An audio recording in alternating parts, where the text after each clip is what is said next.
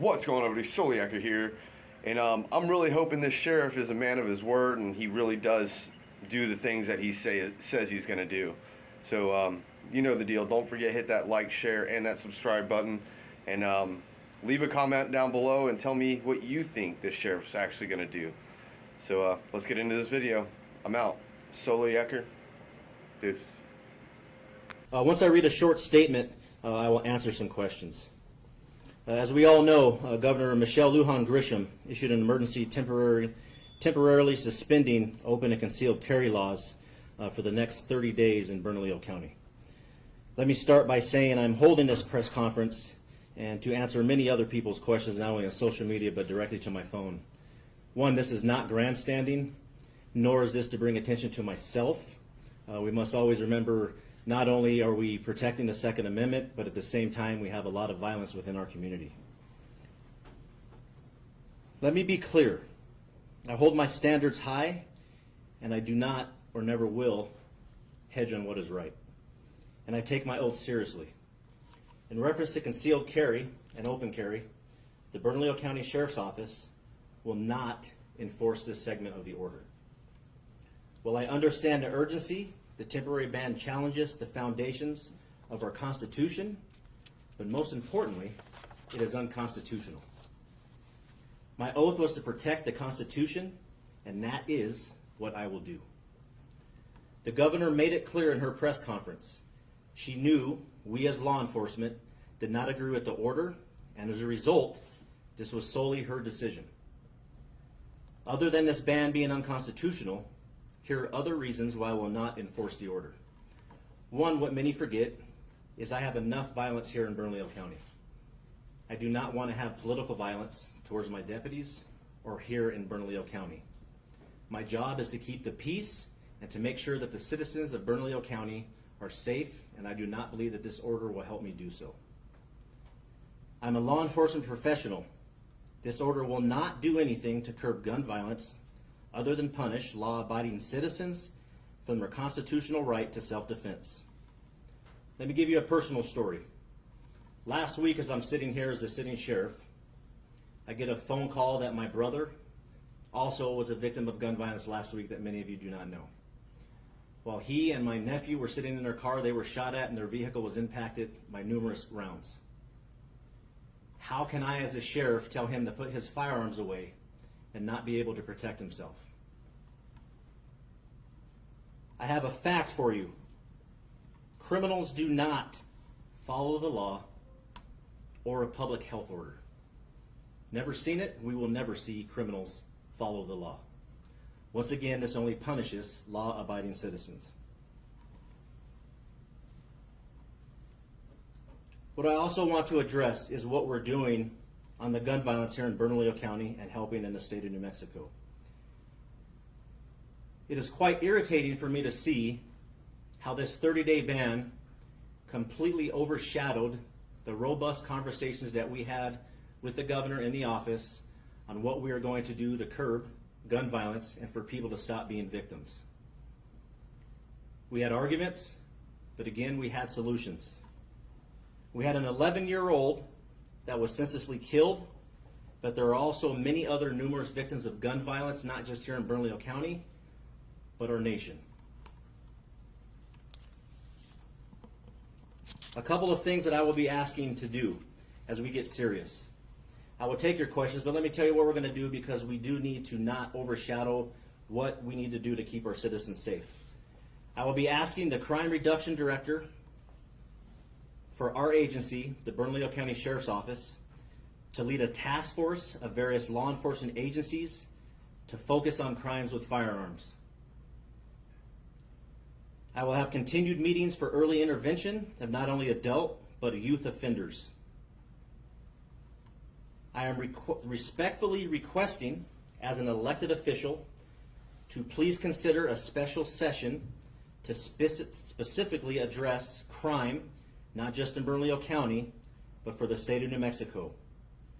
We need to look at solutions to address violent crimes involving juveniles with firearms, adults with firearms, pretrial release, harsh state penalties for violent crimes which also involve a firearm. Collaboration and planning will and continue with the Mayor of Albuquerque, Tim Keller, Chief of New Mexico State Police, Troy Weisler, Chief of the Albuquerque Police Department, Harold Medina, and District Attorney, Sam Bregman. I will also be contacting federal entities such as the FBI and the U.S. Attorney to assist us and make sure we work as a team to curb gun violence and so many other crimes that we see in Bernalillo County. At this time, I will take some questions. Yeah, Sheriff, Go ahead. did the governor give you any kind of heads up about this order? And while you said you won't be enforcing it, do you even see a realistic way that it could be enforced? The governor, to her credit, just gave us a head up minutes before the press conference. We expressed to her that we do not agree with it. That's why she did mention in the press conference that she knows we weren't on board, nor did we draft it. Is there a realistic way to enforce this order? No, there is not, because we'll cut that conversation off because it's unconstitutional. So there's no way we could enforce that order. I was just gonna ask that question, thank you, it's fine. One more, you mentioned the early intervention with the youth of our county. Would you like to talk a little bit more about what you guys are doing as an office in that perspective? Other than the early intervention program that the Mayor of Albuquerque and the Albuquerque Police Department do, I've had a lot of conversations. I have one today at 2. And that's a lot of programs to address the violence that we're seeing within our youth. If you've seen the news stories that even your station has covered, they're 11 to 18. What can we do to early intervene when we see someone with a firearm or that is on social media or any type of getting attention that they're going to use a firearms in a crime? Even if they used a firearm in a crime, that's why I'm also asking for harsher penalties. We need to look at the JPO and child code also. I can't have 2 16-year-olds charged with a firearm using the commission of a homicide or something else, and we have a problem that they might be out on an ankle bracelet and being released to their parents. I understand, and everyone and all the naysayers will say their brains aren't developed. I totally understand the science and everything behind it. But then again, like I've been stressing so much with violent repeat offenders, I cannot have even juveniles in our community threatening and killing our community. And Sheriff, why do you think the gun violence got to this point? And what gives you confidence that you can stop this? You know what? Why the gun violence got to this point, I think we've been ignoring a lot of things for a long time. And that's by not holding people accountable. I understand early intervention. I understand diversionary from the criminal justice system. But at the same time, if you catch them at an early age, you can see the trend. One of the reasons I started the animal cruelty unit also, when you see a trend in flags as someone's going and escalating with violence with age, that's something not only intervening, but we can't stop saying some people need to stay in jail that are violent when they're hurting the community. And we know for a fact that they're going to go back into the community and they're going to recommit the same crime over and over again. And eventually and unfortunately, it leads to a homicide. Why do I think that these ideas that I brought forth will work? Because finally, we're going to work together. And that's just not with federal entities. That's easy to say to bring the feds in. That's what's working with the mayor. That's what's working with the Chief of State Police, Albuquerque Police Department. This is teamwork. I'm making sure that since I'm here at a press conference that I am taking the responsibility as a sheriff to make sure that we're the lead of that task force, to make sure that things are done and we are held accountable as an agency if they're not. This will take time. There's no quick fix or a magic wand to this because this has been going on for so long. We have to start somewhere, but we have to do it right. Sheriff, is there any indication that a lot of our recent crimes are related to ghost guns, or is this more an issue of people just not having values and going down this path? You know, all the above. I don't have any statistics on ghost guns. I know they are prevalent around the nation. As far as in Bernalillo County, I've seen a couple of cases. And the first part of your question again? The second part, is it an issue of less so guns and more a societal issue around values? You know, all the above, and I would say that. I mean, a lot of people are going to be angry. People that live in northern New Mexico, where I served as a New Mexico State police officer that hunt with their family. I understand that. I think it's with values and also teaching gun safety. Let me be very clear for people that are either against me or for me. That's why I sat with Representative Pamela Herman in House Bill 9 for gun safety. I really believe those laws will help and work, and sure enough, we've seen 2 to 3 cases in the state to where that law will be applied because that gun was not secured properly. That's something that we have to discuss, and that's part of the value of teaching a young person to be safe and to be responsible with a firearm. I know during your statement you stated that you guys plan to call a special session, right? this was an ongoing issue with this past session that just passed in regards to the crime bills that were not passed this year's legislative session. Do you guys plan to revisit those crime bills? Because a lot of them were tabled as well. Are you guys just going to start anew and just figure out a plan to tackle the crime with the juveniles? I know you stated pretrial detention, what have you. All of the above, and that's me where I stated respectfully requesting. That's the power of the governor, not mine. As an elected official, I have the chance and opportunity to do that. I would really love us to focus on crime bills to where nothing becomes convoluted or distracted, to make sure that we address all the issues that we see as a community. We do need to address the juveniles with firearms. I can tell you, and I can't speak for the stats of the Albuquerque Police Department, but we're seeing, as you see in the station you cover also, all of the juvenile crime that we have with firearms, and that firearms are prevalent within our community. But what do we do when we catch people in the commission of a crime? We have to be harsher with those sentences, specifically if they're using those firearms in conjunction with a homicide or another crime such as robbery. Sheriff, Back here. so back to your original statement, it's a pretty big statement going against what the governor said. What does this mean for Albuquerque? What this means for Albuquerque is, I think the statement is, and everybody around the nation is going to want me to be very confrontational with the governor, and it's a me against her. It's not. We still work as a team. We don't agree on this at all.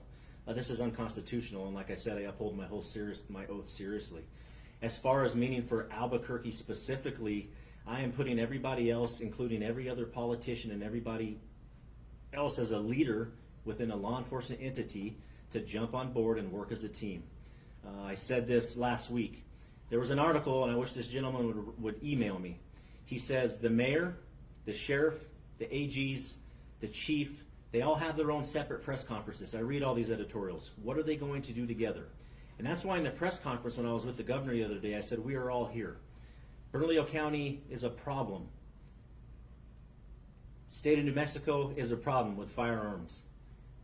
What do we do to stop the infiltration that are being used for violence and firearms? What can it do for Albuquerque?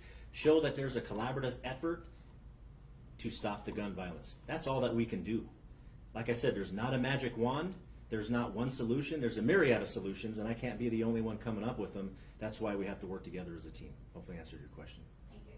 Sheriff, what do you tell the people who are afraid now they might not be able to defend themselves having their concealed carry when, you guys show up after it's already happened? So talk about that. That's a quick answer. We're not enforcing it. This order, oh, Sheriff, you mentioned you're gonna be calling for a special session with the governor, and I understand this news just broke Friday afternoon. It's Monday morning. Have you heard back from the governor yet, and once your statements have been released, what you would like to see be done? Have you conversed with her at all lately after this announcement? No, I have not. A lot of people ask me how I feel. I mean, shocked and irritated is all I had for the weekend. I have to turn in my irritation and my anger into solutions. That's something I have to look at very seriously with the oath that I took on January 1st of 2023. But on that anger, what do I do for the citizens and constituents of Bernalillo County that I serve? That's where my drive comes from. I will be speaking with her. We have a relationship where we've always been collaborative. Yes, this was a completely different avenue and a different road that was taken on Friday. That's something that we're going to have to figure out how to work to make sure, not just with her, but with all the other leads of law enforcement agencies on what we can do and help the constituents that we serve. and Sheriff, this ban definitely made headlines, but after 30 days, what do you think will be accomplished? If the ban is in effect. Like I said before, and I'll be very, very blunt with this and very straightforward, this ban does nothing to curb gun violence. We're taking away firearms from law-abiding citizens in Bernalillo County, which is extremely violent. How do they protect themselves? That's their constitutional right to bear arms and to be able to defend themselves. That's why I gave a personal story of my brother. How do I call my brother and tell him, you can't carry a firearm, but don't worry because your brother's the sheriff, he's got you. That's not true. I'm delayed in my response. What does he do when something is rapidly evolving to protect himself? I'll take 2 more questions.